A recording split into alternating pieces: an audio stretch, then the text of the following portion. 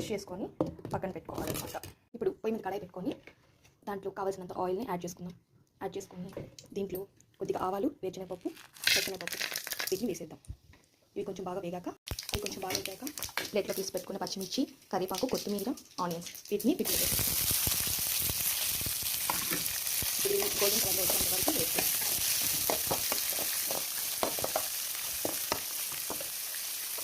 ఇది బాగా కలర్ మారాలండి.